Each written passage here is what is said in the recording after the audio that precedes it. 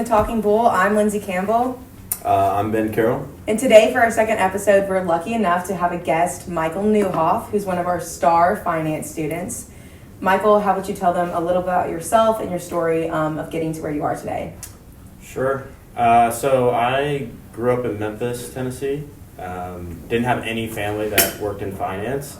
But, you know, when I got to high school, I got really interested in investing, finance, and business. Got kind of obsessed with that. And then when I got to college, wanted to get involved in as many things in finance as possible. So that just meant joining a lot of the clubs at UT, and then kind of like searching for internships to try to kind of like build my resume in order to get the job that I wanted to do after I graduated. So how did you go about balancing everything in academics and social and... Yeah, so for me, I probably wasn't the best at like balancing things. I would say like freshman, sophomore year, it was more of just like putting my head down and like grinding and only pretty much primarily focusing on school and like internships. But I'd say like junior, senior year, I was better about balancing stuff, spending a lot more time with like friends. And once you get kind of used to the workflow of school and being busy, I was able to kind of balance it better. But I probably don't have like the best advice on how to balance things because there wasn't a lot of that. Yeah, I remember when I met you sophomore year in TCMS and just being super impressed with like how smart you were and, you know, all the stuff that you knew outside of like TCMS in school. And so from those books or outside research that you did, how did it lead you to get interested in fixed income? Interesting question. I'd say I like started.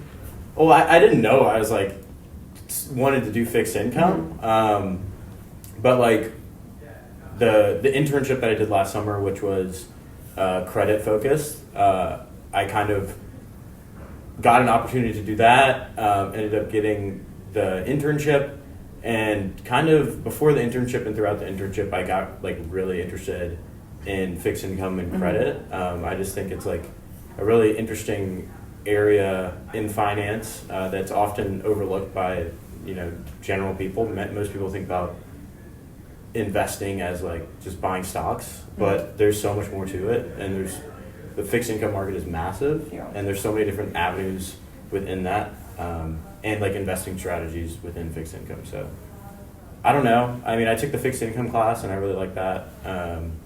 And then through my summer internship, I kind of solidified that I really liked fixed income and credit. Could you kind of explain like what your day-to-day looked like over the summer?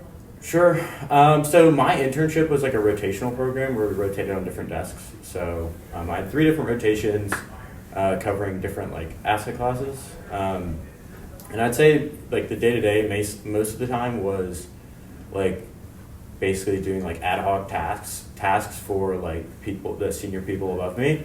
And then like working on like a project for each rotation. And so it was like a pretty project-based internship.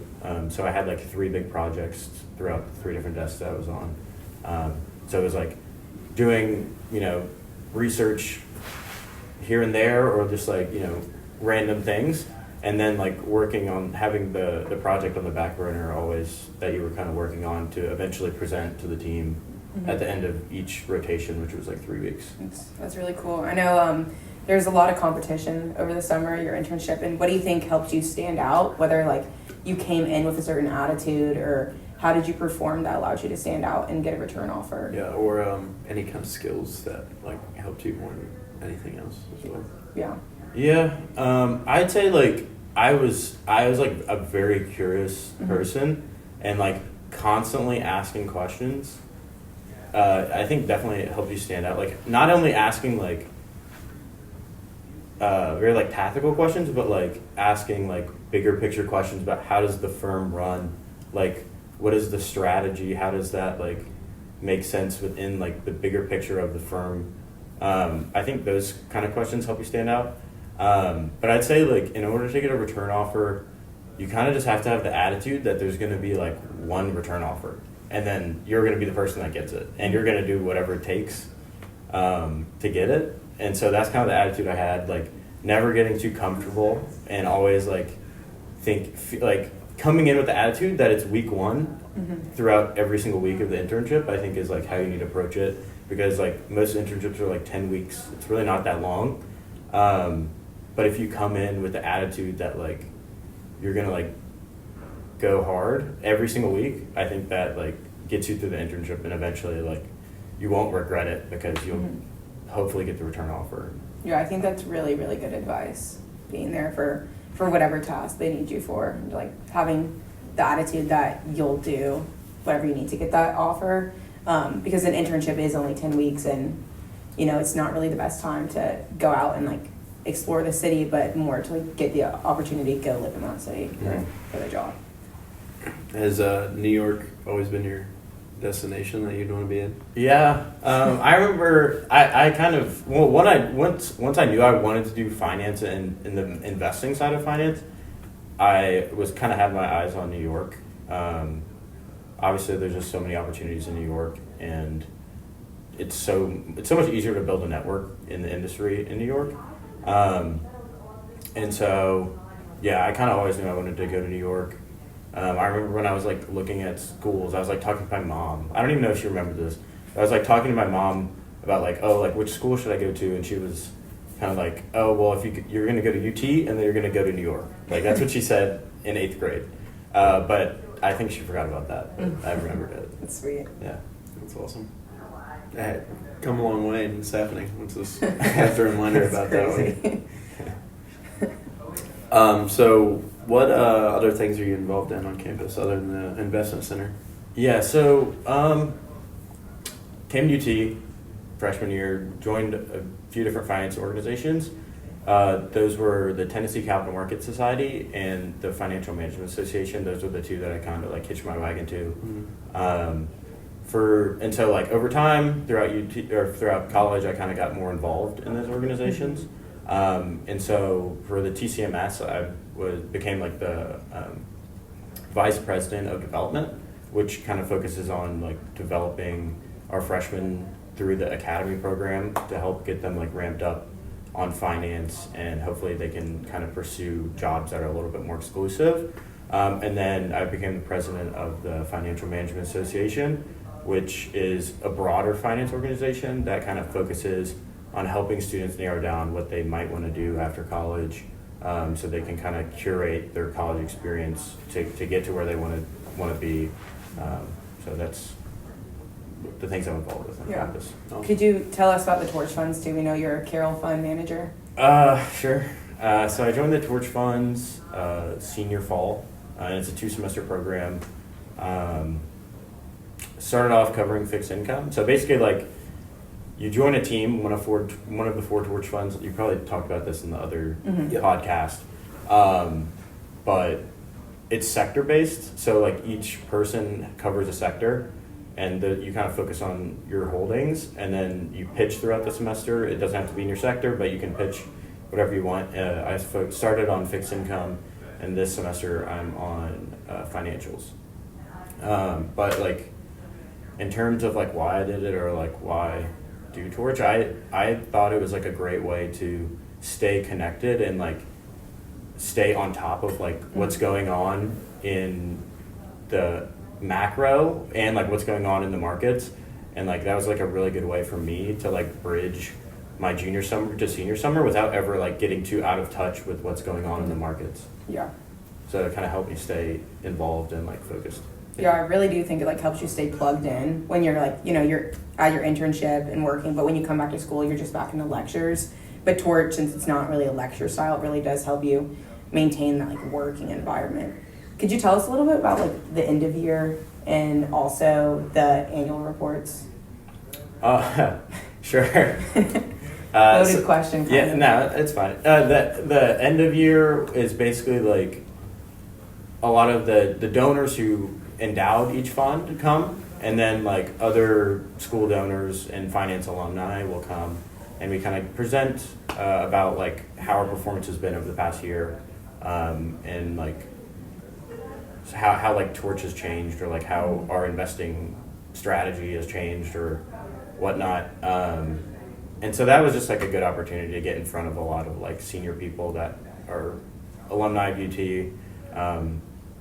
and kind of just like work on your presenting skills. Yeah. It's not really like too high stakes.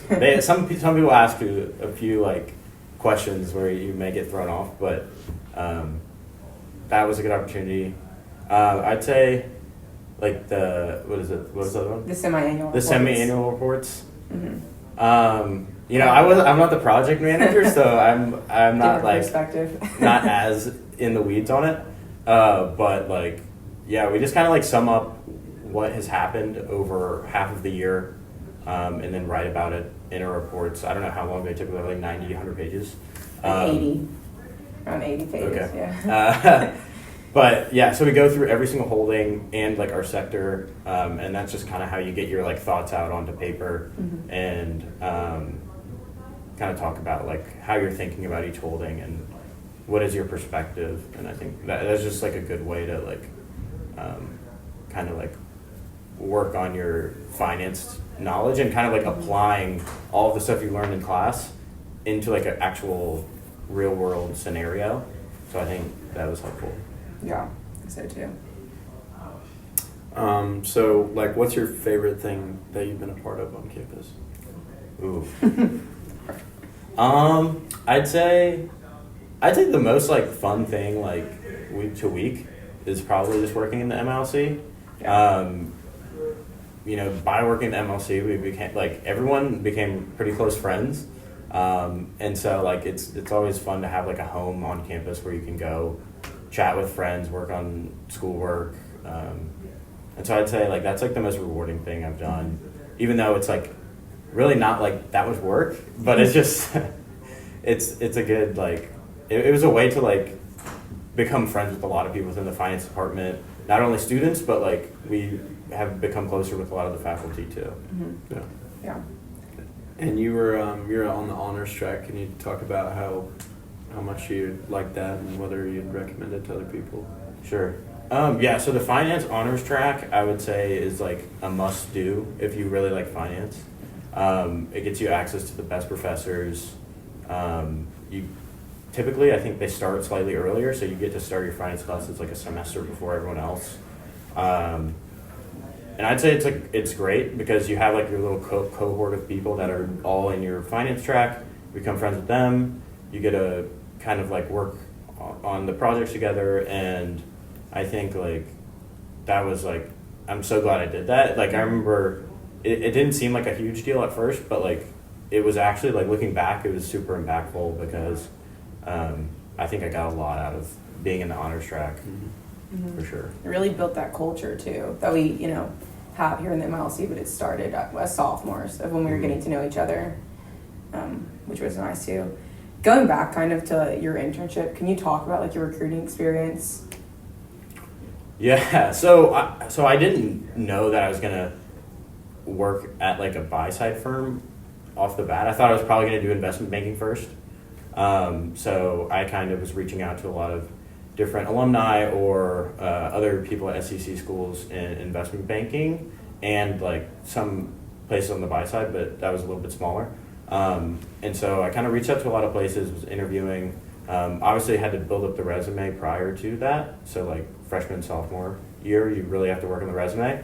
But once you start interviewing, so how I got my job, I met this guy who was from Memphis, where I'm from, through a friend of a friend. It was like my mom's friend, and then like just emailed him, got him on the phone, and we just chatted. I didn't really think it was going to amount to anything, and I did that I think like my sophomore fall, and then when internship season came back up, I reached back out to him, and then we got on the phone again and kind of got my name in the hat. And then was just able to make it through the interviews. But I'd say like there's a lot of networking, and then just like not embarrassing yourself in the calls and like having a decent enough resume so you can get an interview. And then once you get the interview, it's all up to you to perform in the process. So you're talking about building a resume, especially freshman, sophomore year. Like, what kind of advice do you think you could provide or suggest for things that you'd recommend to them? Yeah, so I'd say like you should think about college as like a snowball, and like you start off just kind of like getting anything you can get in terms of like internship experience or like officer position within a club, and then you kind of build that over time. So the earlier you can start that, the better. So like freshman year, if you can join clubs, and then you can hopefully land a smaller internship, maybe not in the place you want to be long term, but just something for like your freshman summer, and then using that to leverage into somewhere that is a little bit more of interest to you for sophomore summer, and then eventually like being able to apply for the place that you want to be long term. But so I'd say like kind of just slowly building it over time. And you can't like change your entire resume in a week, but you can take steps forward, and it does build up. Like at each week to week, like you don't notice a difference, but like over time, like you're like look back and you see like, oh, I've done all these things just because I've been making progress throughout each year of college. Yeah. And like on the resume, do you think that the internships are the thing that stands out to most to employers?